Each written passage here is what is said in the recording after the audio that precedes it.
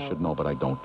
Parents Music Resource Center. It's the group of Washington senators' wives who would like to put ratings and bannings on warning labels, that sort of thing. All right. Anyway, you were involved in a lawsuit here, which eventually came to no decision, involving a printed poster that was packed inside of a record album that some people took offense to. So, I mean, a lot of people know you from that controversy, and I'm just trying to, identify you. And because I did the Tonight Show, I haven't prepared a proper introduction for you, so sue me. Anyway, Jello Biafra was taken to court and charged with distribution of harmful matter to minors. The matter is a so-called, can I say this on the air? Why not? It's a penis landscape. An art poster included in the Dead Kennedys' 1985 album called Frankenchrist. The jury couldn't decide the case, and the judges turned the case down, and I guess that's all over now, isn't it?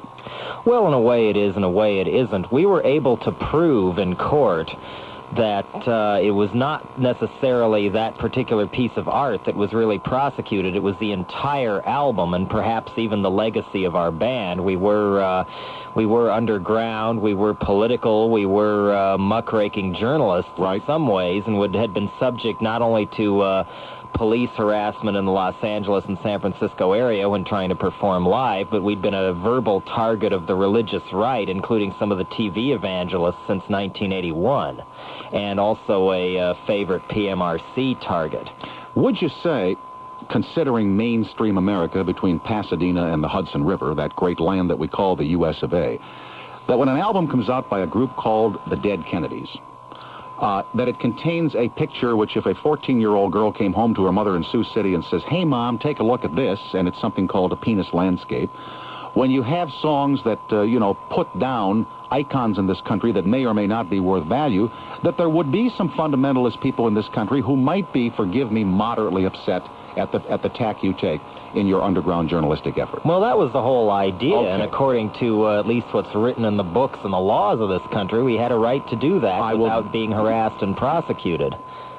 So I guess in a way we forced the issue with this one. Instead of taking a slap on a wrist and paying a $50 fine or something, we were looking at a maximum penalty of a year in jail, $2,000 fine. Of the 5 defendants, one was a 67-year-old man whose alleged crime against humanity was owning the record pressing plant that stamped out the vinyl discs and collated the packaging. In other words, this was not only a publicity stunt by people hoping to attract attention from the right wing and maybe run for higher office, it was also an attempt to, shall we say, bend the law even before a Robert Bork or somebody even worse gets on the Supreme Court, so that anybody who so much as even touches material, be it a record, a magazine, a film, or something like that, that someone else later decides doesn't suit their personal tastes, they can all be prosecuted for it.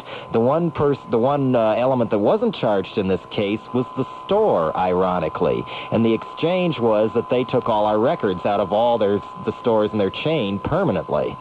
My guest in this hour is Jello Biafra. I use that term basically to describe, shall we say, shaking up complacency, if you will. We've gotten to the point now where anything that's perceived as a threat to this illusioned in the cocoon known as the Reaganomic era or me generation or whatever, anything that comes up that bothers people in any way, they must be terrorists, get rid of them. And so it's sort of like, branding oneself a nigger or some other slur in the eyes of the public norm, saying we're different and we don't mind. So you like to do things, judging by your background, you like to do things that shake people up, that shock them? No problem there. Okay, and to what purpose? What is the purpose for that? Is it to remind them of some other things in this world that might shock them or should shock them even more than what you do? Or that would be one way of putting it. I would say in some ways we were even a horror rock band, in that we dealt with real things that happened to real people, and it was known as horror too close to home.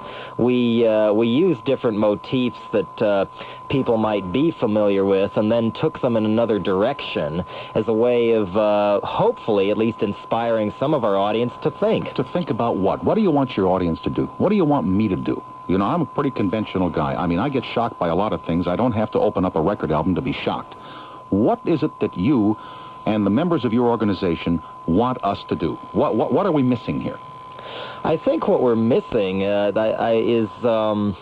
I'm going to sound like an evangelist here, but so be it. I would say some kind of...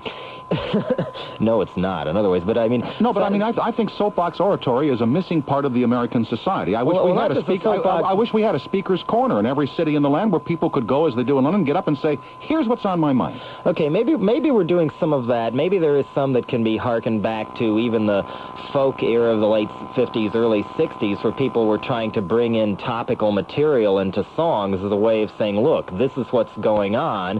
And even sometimes we would offer solutions. Other times we would merely try to at least start by identifying what we felt was a problem.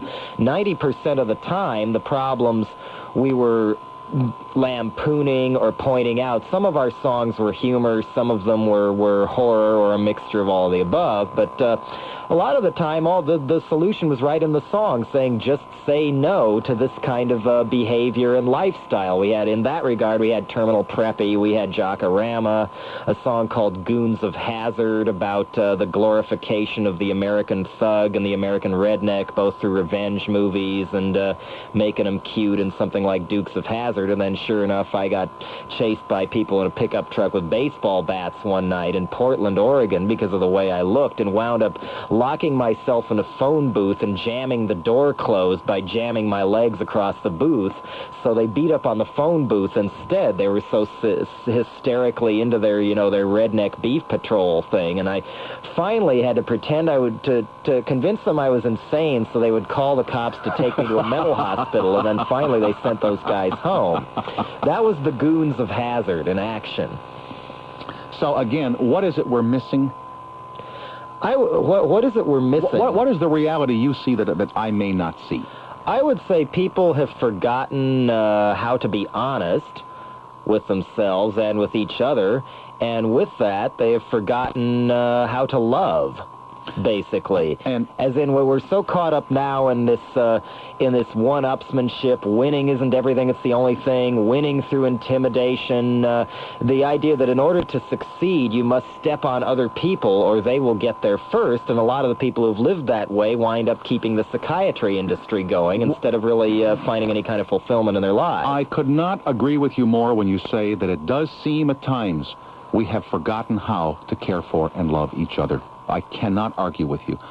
But I would like to believe that I see this only in Los Angeles or New York or major urban centers where there is such a polyglot of problems swirling around the individual lives of people all the time, and that for that reason we forget this basic love we ought to have for each other. It's not just confined to the cities, though. You don't think so? I've traveled around the country a lot in the past 6 or 7 years, both with a band and on my own.